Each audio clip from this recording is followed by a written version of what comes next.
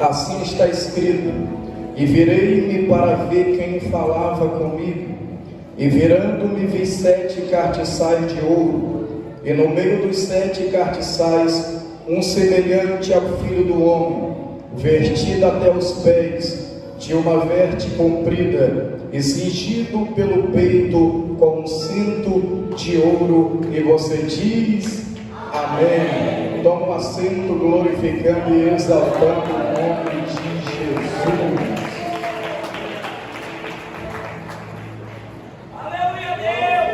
Meus irmãos, o livro do Apocalipse é um livro muito poderoso, é um livro que muitos têm uma dificuldade de ler, uns sentem medo na hora de ler o livro do Apocalipse.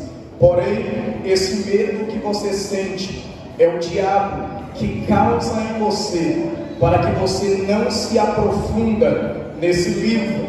Porque esse livro, ele demonstra o destino de Satanás, que é no lago de fogo e enxofre, e também o destino da igreja, que é na Nova Jerusalém, com o Senhor Jesus.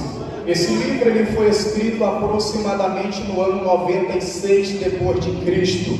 Ele contém 22 capítulos, 404 versículos, 12 mil palavras e 9 perguntas. É um livro escatológico, é um livro que eu creio na visão futurista. Nós cremos que do capítulo 1 ao capítulo 3 realmente aconteceu no tempo de João, no tempo das igrejas da Ásia Menor. Do capítulo 4 em diante é algo que ainda há de acontecer. Só que o interessante é que João, ele vai ser o responsável de escrever esse livro. Ele vai receber a revelação do livro do Apocalipse. João, ele é um ancião, ele é um senhor de idade, ele está com a idade avançada aqui nesse contexto. E o interessante é que esse João, ele era pregador do Evangelho, ele anunciava as boas novas de Jesus por onde ele passava, e também pelo período de tempo que ele ficou pastoreando a igreja de Éfeso. Ele pregava o Evangelho, ele dava testemunho de Jesus Cristo. A história diz que no tempo de João se levanta um imperador chamado Domiciano. Domiciano vai fazer uma grande perseguição contra a igreja do Senhor. E o alvo de Domiciano vai ser acabar com a igreja e também parar João, acabar com a vida de João. A história diz que esse Domiciano lança João dentro de um tacho de óleo fervente. Porém, João sai dali de dentro milagrosamente, sem nenhuma queimadura na sua pele, pois Deus estava preservando João com vida, pois Deus ainda tinha algo extraordinário para revelar para o seu servo. O interessante é que além desse Domiciano, ele se levantar contra a igreja e ele tentar parar com o crescimento da igreja, até porque o alvo do diabo sempre foi esse, e sempre será esse, de acabar com o cristianismo, acabar com o crescimento da igreja. Você vê que desde a era da igreja primitiva, o diabo se levantou para acabar com a igreja, parar com o crescimento da igreja. Ele levantou Nero mandou decapitar a cabeça de Paulo, mandou crucificar Pedro, só que Pedro disse: eu não sou digno de ser crucificado igual ao meu Senhor, me crucifique de cabeça para baixo. Nero fez, aleluia, ele incendiou Roma e colocou a culpa nos cristãos, e desde então a igreja passou a ser perseguida. Nero tentou acabar com o crescimento da igreja, porém Nero morreu. Se levantou Domiciano, tentou também acabar com o crescimento da igreja. Veio Severo, veio Adriano, veio Diocleciano, veio Máximo, veio Décio, veio vários imperadores para tentar acabar com o crescimento da igreja. Só que todos eles que tentaram acabar com o crescimento da igreja foram derrotados. Os seus planos contra a igreja de Jesus foram frustrados, porque eles porque a igreja, por mais que ela seja formada por seres humanos que são imperfeitos, mas ela está firmada no único que é perfeito, que é Jesus de Nazaré. É por isso que o diabo, ele não para a igreja. É por isso que o diabo, ele não consegue derrotar a igreja. É por isso que o diabo não consegue acabar com o crescimento da igreja. Até porque a igreja é que nem clara de ovo. Quanto mais você bate, mais ela cresce. Quanto mais perseguição, mais a igreja cresce. Não importa se o diabo vai mandar vento de perseguição, não importa se o diabo vai tentar acabar com o crescimento da igreja, para a derrota do capeta, os planos dele vai ser frustrado, porque a igreja vai permanecer de pé, porque Cristo é a sua base. Quem acredita, manda um brado de glória para Jesus de Nazaré. Ele merece.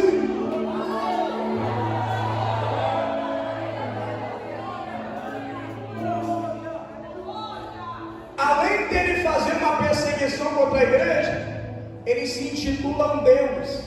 E o que acontece?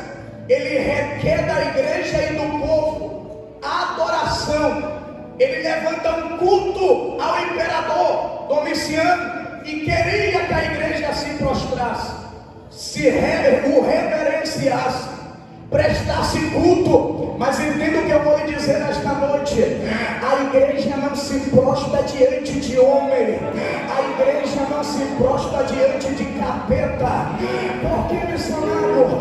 Porque o culto só é para Jesus de Nazaré. Só a ele a honra, só a ele a glória, só a ele o louvor, só a ele a exaltação. Colossenses 1,16: tudo é por ele, para ele são todas as coisas, somente a Jesus, só ele é digno de ser adorado. O culto não é para o homem, o culto não é para a liderança, o culto não é para o diabo, o culto não é para Zé Pilintra, Ponta Gira, Exu da Morte, Tranca a Rua, Sete Saia. O culto só é para Jesus de Nazaré. Por que, missionário? Porque a palavra culto, ela vem do latim, que significa prostrar-se diante daquele que é maior. O culto não é para mim porque eu sou pequeno, o culto não é para o homem porque o homem é pequeno, o culto não é para Satanás e seus demônios porque todos também são pequenos. O culto só é para Jesus porque só ele é grande. Ele é o único grande. Ele é tão grande que Isaías 66 primeiro diz: o céu é o meu trono e a terra é o descanso dos meus pés. O céu é apenas a cadeira que ele se assenta, a terra apenas o local que ele coloca os pés para descansar. Ele é tão grande que Isaías diz que ele pega todas as águas do oceano na palma de suas mãos. Ele é tão grande que Salomão diz: o meu amado vem saltando sobre os montes. Ele é tão grande que o Salmo 113, verso 6, o salmista disse que quando ele quer ver as coisas que estão nos céus e na terra, ele não olha para cima, porque acima dele não há nada. Quando ele quer ver as coisas que estão nos céus, ele olha para baixo, porque ele é tão grande que ele é maior do que os céus, ele é maior do que a terra, ele é maior do que os planetas, ele é maior, aleluia, do que o universo, ele é maior do que capeta, Zé Pilintra, Preto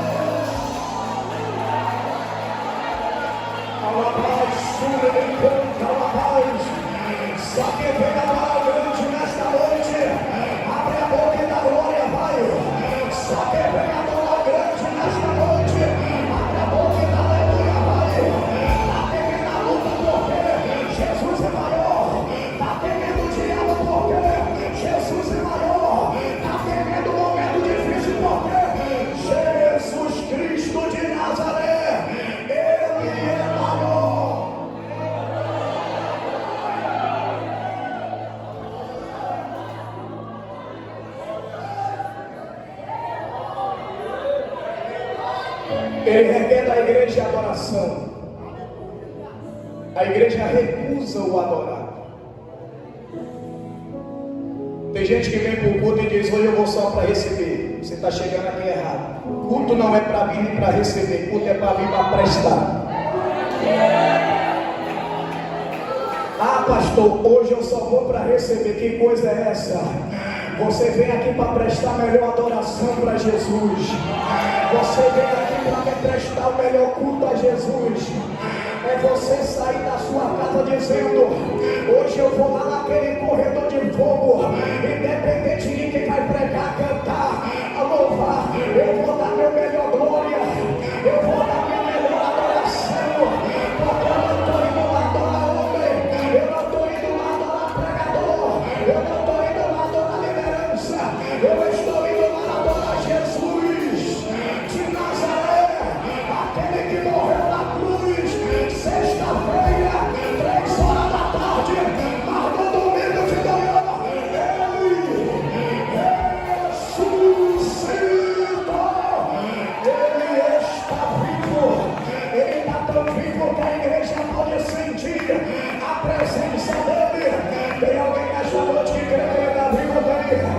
Tem alguém que acredita que ele está vivo também? Os pais do Espiritismo, Allan Kardec criou, ele está morto. O fundador das Testemunhas de Jeová, Charles Taze Russell, ele morreu e continua morto. O fundador do mormonismo, Joseph Smith, morreu e continua morto. Os pais da filosofia, Platão, Aristóteles, Sócrates, morreu e continua morto. Mas Jesus Cristo de Nazaré,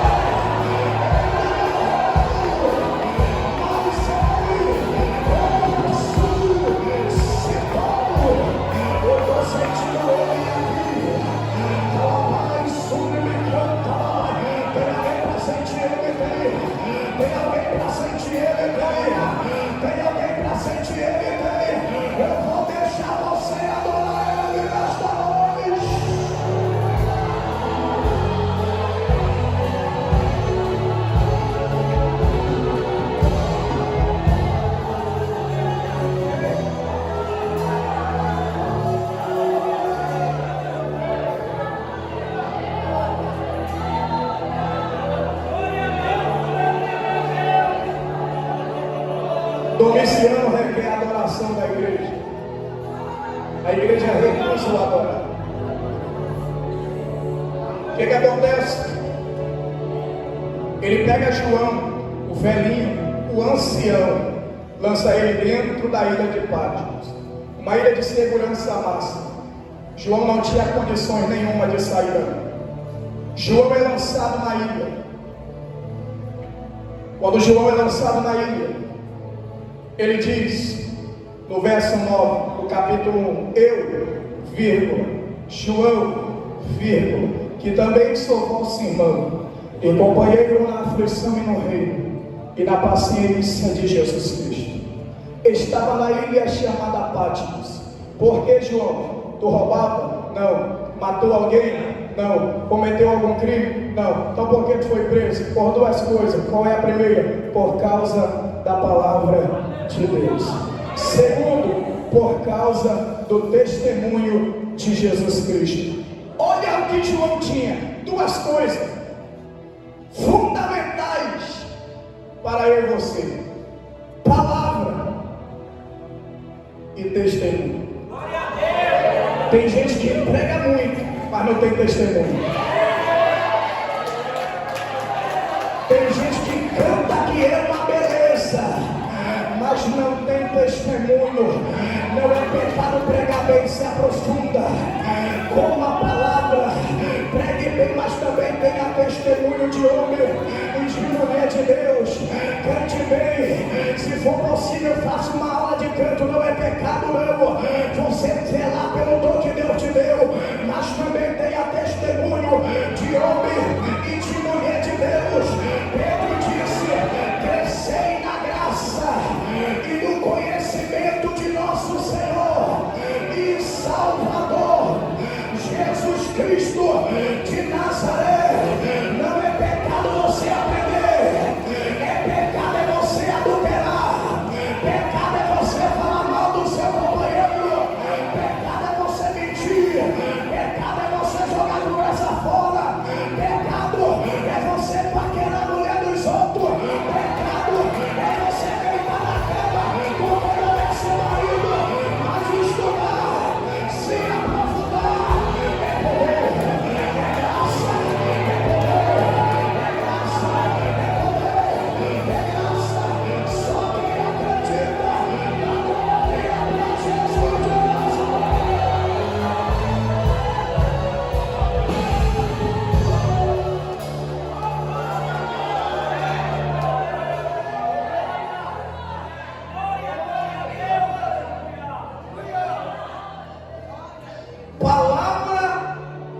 testemunho. Olha o interessante,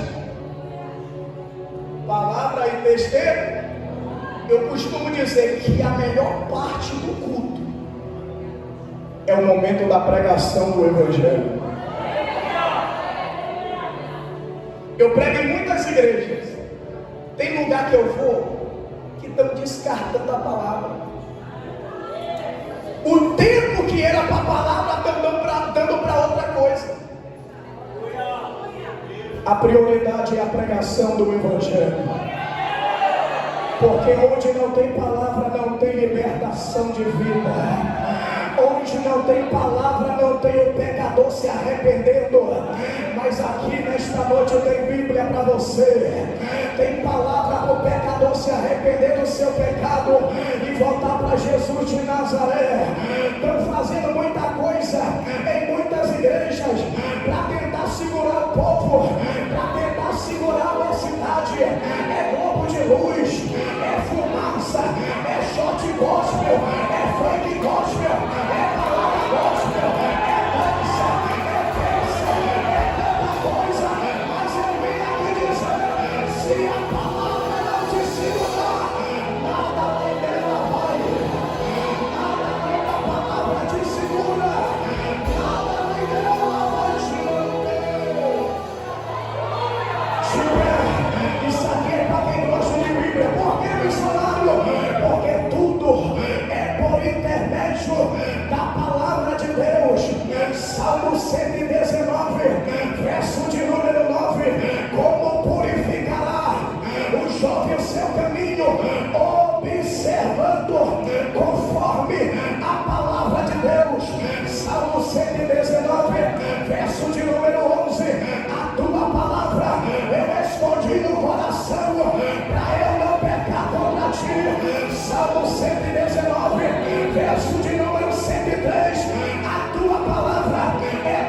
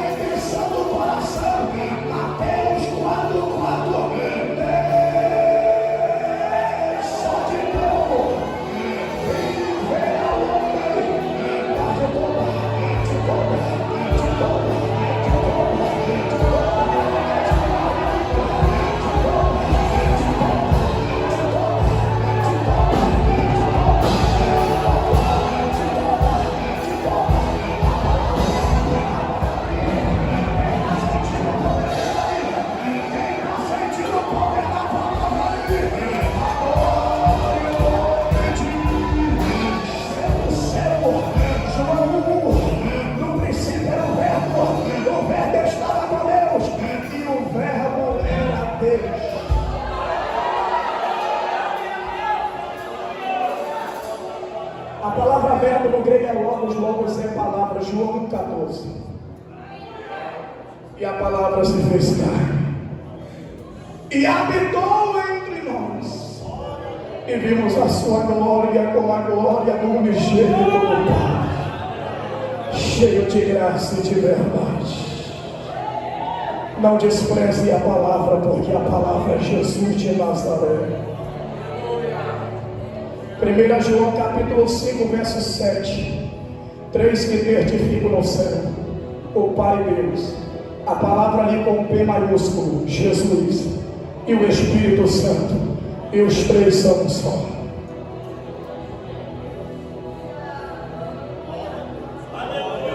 Não podemos desprezar o conhecimento da palavra. Não é pecado você se aprofundar. Se aprofunde, mergulhe, visite muitos bons livros, como disse Spurgeon, mas viva na Bíblia Sagrada. Lutero disse: eu fiz um pacto com Deus, que Ele não me mande anjo, visão e nem revelação, porque já estou satisfeito com os dons, o dom das Sagradas Escrituras, que me dão instrução tanto para essa vida como para a vida vindoura.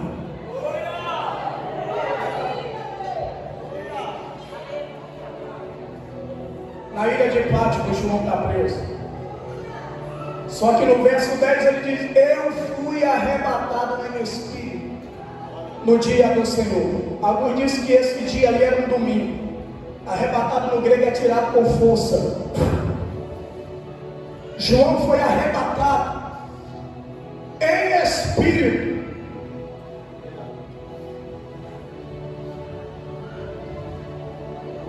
No dia do Senhor. Aí ele diz no verso 12: e ouvi detrás de mim uma grande voz como de trombeta, que me dizia: o que tu vês, escreve em um livro e envia as 7 igrejas que estão na Ásia: Éfeso, Esmirna, Pérgamo, Tiatira, Sardes, Filadélfia e Laodiceia. E virei-me para ver quem falava comigo. E virando-me, eu vi 7 cartiçais de ouro. Estou terminando. E no meio dos 7 cartiçais eu vi um semelhante ao Filho do Homem, vestido até os pés com uma veste comprida, e cingido pelo peito com um cinto de ouro. Como era o cabelo dele, João? Era louro, verde, amarelo, azul. Como não? O cabelo dele era branco como a neve, como a lã, representando a sua eternidade, e que ele é filho do ancião de dias, que apareceu para Daniel. E o rosto dele como era? Moreno, branco, não, era, brilhava como o sol, quando na sua força resplandece, representando a sua onipotência. Ele pode todas as coisas, e os olhos dele era castanho, azul, como João, preto não, era vermelho, era como chama de fogo, representando a sua onipresença. Ele está em todos os lugares, e ele contempla todos os moradores da terra. E na sua mão tinha o quê? 7 estrelas, representando os 7 anjos, os 7 pastores das 7 igrejas da Ásia Menor, e os seus pés semelhante a latão reluzente, como se tivesse sido refinado dentro de uma fornalha, representando que ele virá um dia para julgar as nações e para esmagar a cabeça de Satanás.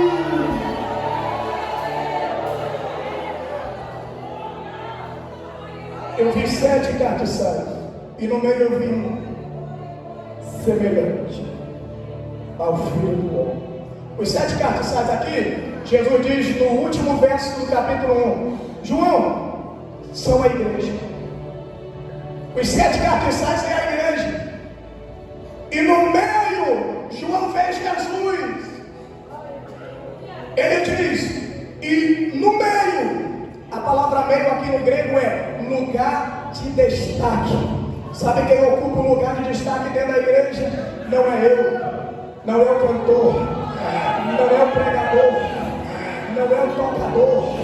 Quem ocupa o lugar de destaque dentro da igreja é Jesus de Nazaré. Ei, irmão, você não veio aqui para me ver, você não veio aqui para ver ninguém que dá no altar, você veio aqui para adorar e glorificar o nome de Jesus, porque Ele ocupa o lugar de destaque dentro da igreja, então Ele merece ser adorado pela sua igreja. Tem alguém que vem adorar Ele? Fica de pé comigo. Tem alguém que vem adorar